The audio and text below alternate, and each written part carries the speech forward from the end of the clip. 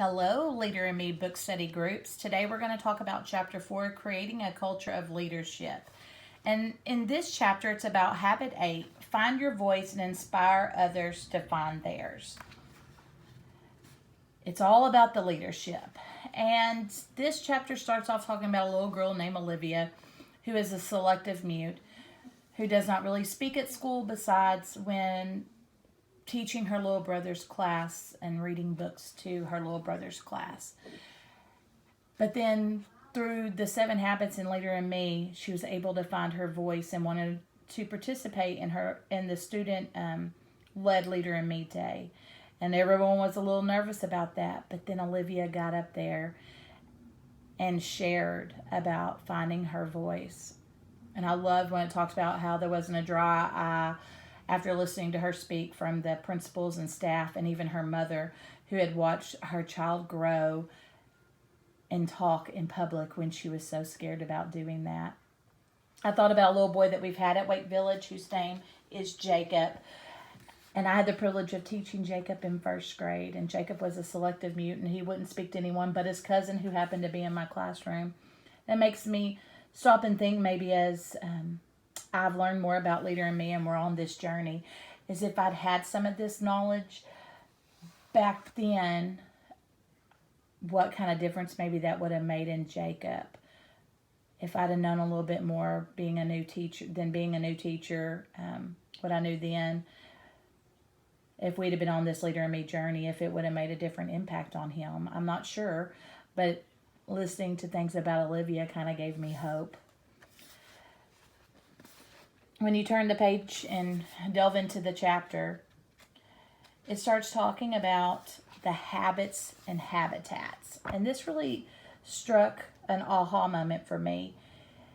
In the previous chapters, we had been focusing on teaching highly effective habits.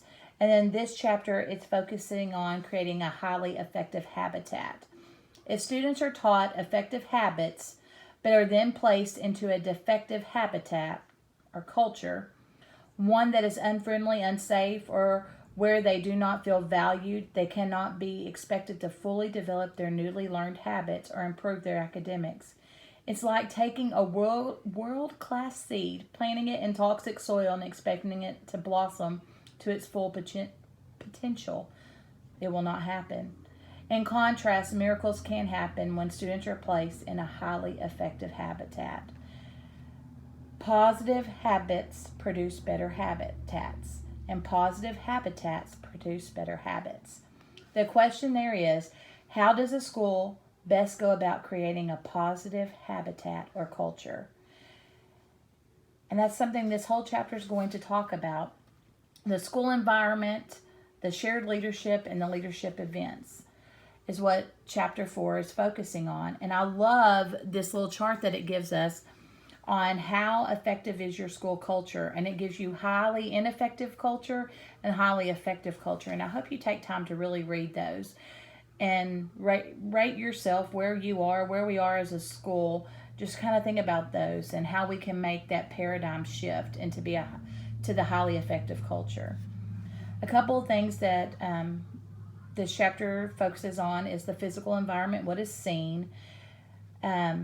The school environment can be described as what is seen, what is heard, and what is felt. And the first part is what is seen.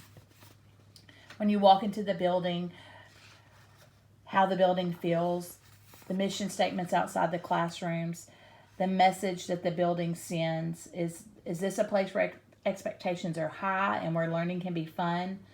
The goal for the physical environment is to communicate students' worth and potential without anyone needing to say a word. It says a school cannot change its culture merely by changing its decor, which is true.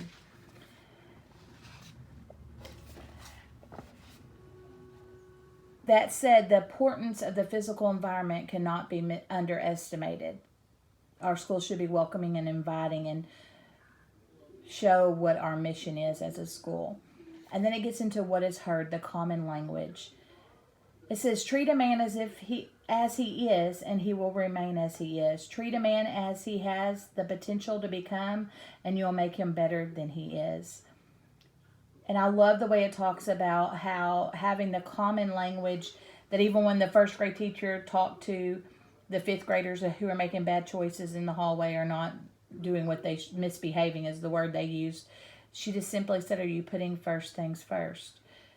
So that common language that is used from everyone in our school, from our office staff to our custodians to the principal to the teachers in the classroom or in activity period, that common language is very, very important. It says there are exterior decorators in every school, and we need them. Those are the people that are the artists that can make the beautiful bulletin boards and displays. But the true artists, the true educators, are those who know how to inspire the beauty that is inside students. They are the interior designers.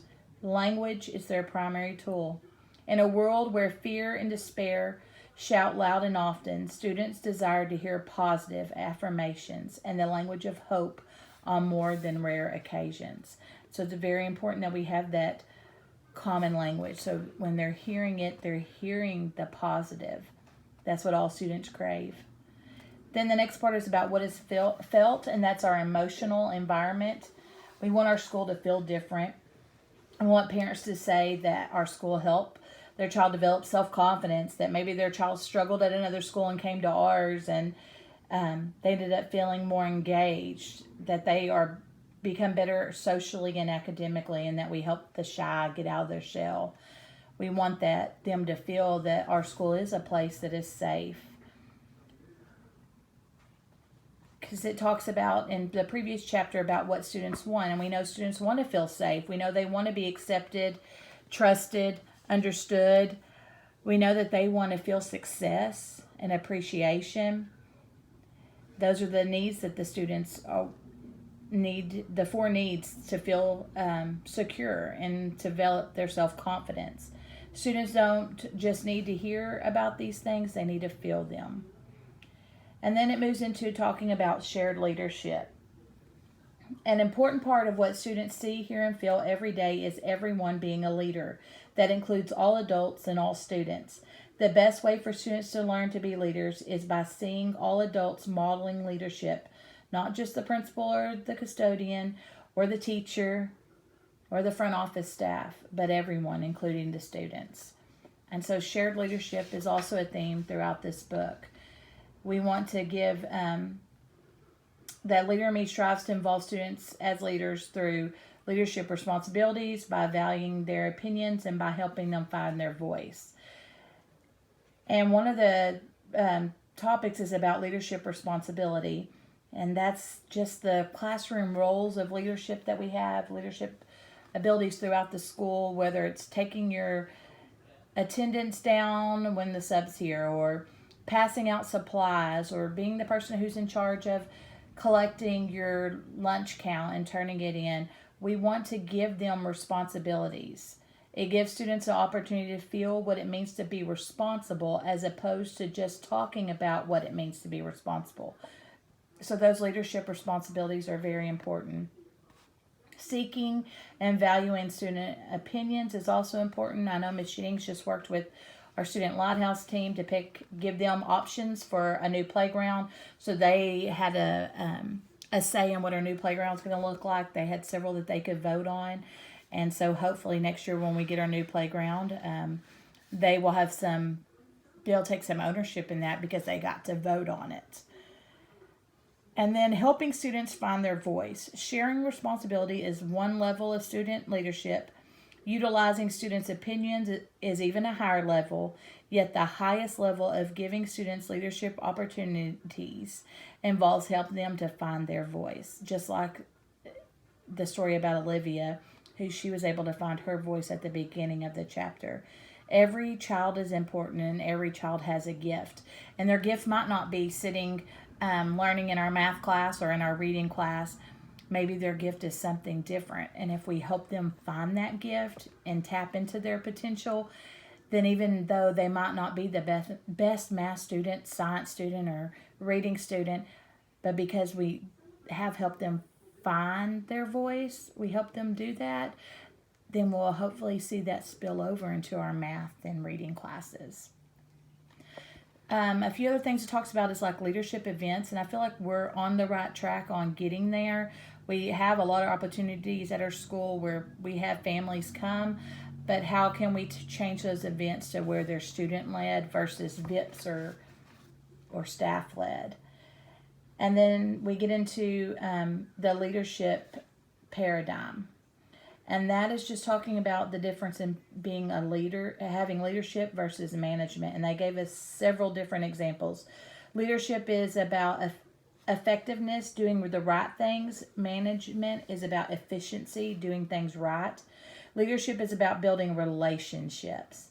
Management is about making schedules. Leadership is about innovating and thinking outside the box. Management is about executing goals and meeting deadlines.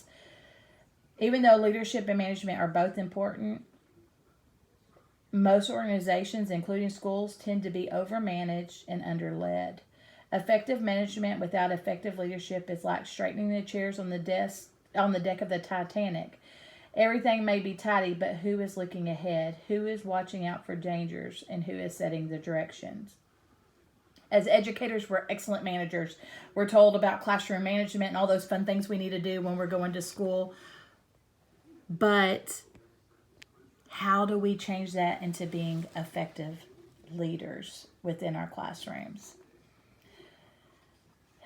I like what it said here. Numerous educators are also stellar leaders. They inspire people, they establish a common vision and communicate meaningful goals. They optimize people's potential and yet get diverse groups of people to work together. They give their all for their students and the staff. They turn around schools. They lead by example and truly make a difference in the lives of the students and the staff. And they are amazing leaders. And I think that's what we all want to be. And part of this chapter is not just helping the students find their voice, but helping us as educators, as staff members, find our voice as well. I loved when it talks about the little girl who was living with her grandmother and was having a hard time and acting out in school. And I think about an art that we just had on some new students that we're getting, and the mom cried because their child has not been successful at the school that they've been at. A lot of behavior. And I appreciated what the teacher said. We're going to love your child. We're going to get to know them. And we're going to give them a fresh start here. Because sometimes that's all our kids need is a fresh start. At Christmas, I sent the email to you about grace and giving our students some grace. Sometimes we don't know what those kids came to school after just experiencing the night before. Maybe their drunken stepdad had tore the house up and they had to hide out somewhere until he finally passed out. Maybe they watched them beat their mom up, or maybe they woke that little girl up out of her bed and made her come wash every dish again because he found one dirty dish. And it was her not to cook a meal for her family because her mom had to work late. And it was also her responsibility to wash all the dishes after cooking that meal, and she was only in 4th grade. And because one dirty dish he found when he had been drinking, he woke her up in the middle of the night, emptied every dish out of every cupboard, and made her wash each one again. But then she was expected to get up and go to school the next day and not be angry and not be mad and not say ugly things to her classmates. And then there's that one teacher that gave her some grace. That one teacher that helped find her voice and inspired her to become an educator herself when she grew up. Sometimes we work so hard and long to change students, when in reality, the more powerful, lasting step is to first change our paradigms. Lead people, manage things. Few things help an individual more than to place responsibility upon him and let him know that you trust him. The important thing to point out is that in each of the above situations and things we've talked about today, what changed first was the educator's paradigm of their role and the paradigm they had of the student. Instead of seeing themselves as a manager, a controller, they saw themselves as a leader, one who releases students' talents and energies. I'm going to say that again. Sometimes we work so hard to change students, when in reality, the more powerful, lasting step is to first change our paradigms. Lead people, manage things. I hope that this chapter has spoken to you in some ways, and that it'll help you find your voice as you, in turn, help celebrate the genius that's in every child in your classroom, and you help them find their voice too. I will post some questions for chapter 4, and make sure you respond to them and turn them in, and not just comment, but actually go to the assignment and turn it in so you can get credit for your participation. Thank you for joining me for chapter 4. We'll have chapter 5 next week. Thanks.